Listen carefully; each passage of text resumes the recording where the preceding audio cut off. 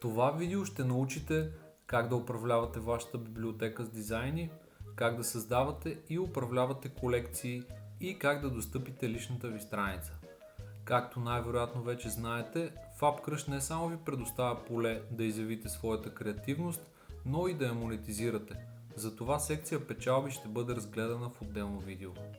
Започвайки от моите дизайни, в подсекция лични ще намерите всички ваши дизайни, които сте създали до сега. Активирайки режим Управлявай колекции и селектирайки един или група от дизайни, може да използвате всяка опция отгоре посочените. За да ги публикувате на FabCrush пазара, натиснете върху бутона Публикувай. Да създадете колекция е също толкова просто. Натискате върху бутона Създай колекция, изберете емоджи, име, описание и тагове на колекцията и я създайте от бутона Създай колекция.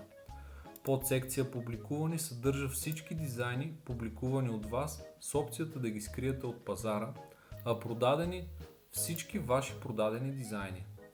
От подсекция Колекции можете да разгледате и управлявате вашите колекции.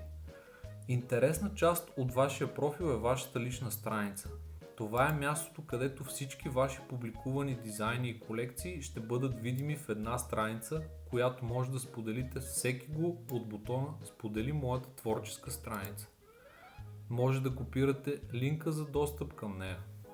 Очаквам ви в следващото видео, за да ви покажем как може да проверите къде се намира вашата пратка във всеки един момент.